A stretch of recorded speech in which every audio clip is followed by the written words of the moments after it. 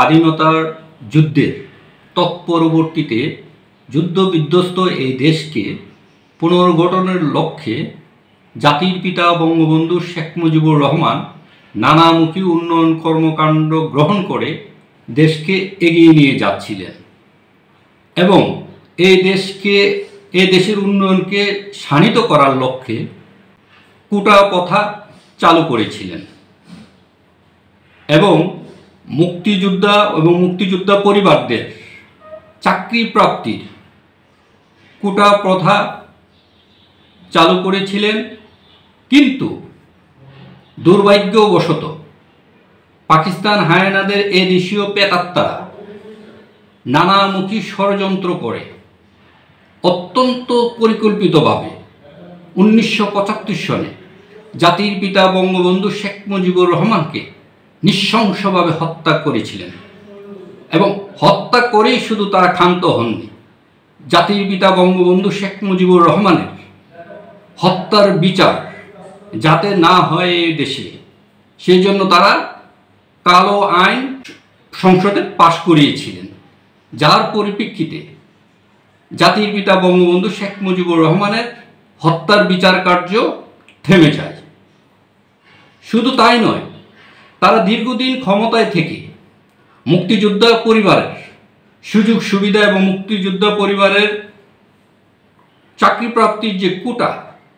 সেই কোটা থেকেও মুক্তিযোদ্ধা পরিবারকে বঞ্চিত করেছেন এবং নানাভাবে অবহেলিত রেখেছেন।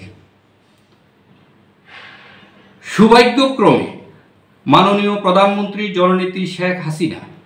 বলিষ্ঠ নেতৃত্বে 2009 সনে স্বাধীনতার সপক্ষে সরকার ক্ষমতায় আসার পর মুক্তিযোদ্ধাদের মধ্যে আশার সঞ্চার হয় এবং জাতির জনক বঙ্গবন্ধু শেখ মুজিবুর রহমানের হত্যাকারীদের সুষ্ঠু বিচারের মধ্য দিয়ে আইনের শাসন এদেশে প্রতিষ্ঠিত হয়। আমরা লক্ষ্য করছি স্বাধীনতার সপক্ষে সরকার ক্ষমতায় থাকার পরও 2018 সনে মুক্তিযোদ্ধা পরিবারের চাকরিতে কোটা প্রাপ্তির বিষয়টি বাতিল করার জন্য স্বাধীনতা বিরোধী সেই চক্রটি উঠে পড়ে লেগে এবং নানা ষড়যন্ত্র করতে থাকে, একই সাথে আন্দোলন করে সরকারের উপর চাপ সৃষ্টি করে মুক্তিযোদ্ধাদের চাকরি প্রাপ্তির কোটা বাতিল করার জন্য। শেষান্তে সরকার মুক্তিযোদ্ধাদের কোটা প্রাপ্তির বিষয়টি বাতিল করে প্রজ্ঞাপন জারি করেন। পরবর্তীতে 2024 সনে এসে মহামান্য হাইকোর্ট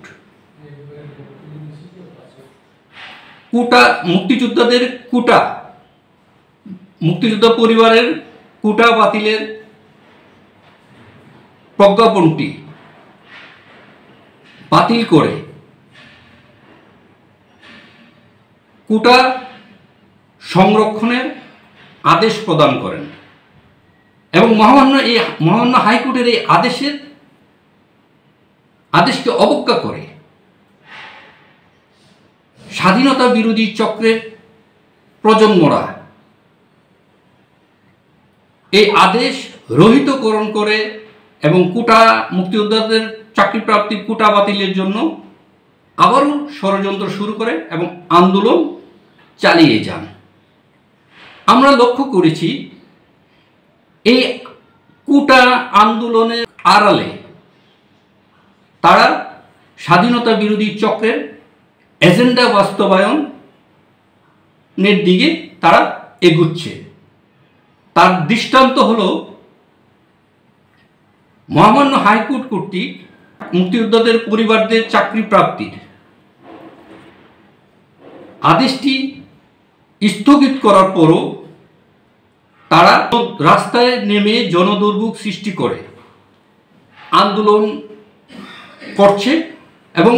জনদুর্ভোগ সৃষ্টি হওয়ার প্রেক্ষিতে আন্দোলনকারীদেরকে রাস্তা থেকে সরানোর জন্য আইন শৃঙ্খলা বাহিনী সদস্যরা তাদেরকে অত্যন্ত নমনীয়ভাবে অনুরোধ করার পরও আইন শৃঙ্খলা বাহিনীর উপর এবং সাংবাদিকদের উপর আক্রমণাত্মকভাবে চড়াও হয়। এতে প্রতীয়মান হয় তারা যে স্বাধীনতা বিরোধী চক্রের হয়ে এই দেশকে অকার্যকর রাষ্ট্রে পরিণত করতে আন্দোলনের নামে ষড়যন্ত্র করছে। আমরা এই সমস্ত অযৌক্তিক আন্দোলনকারীদের এবং মুক্তিযোদ্ধাদেরকে নিয়ে, বঙ্গবন্ধুকে নিয়ে,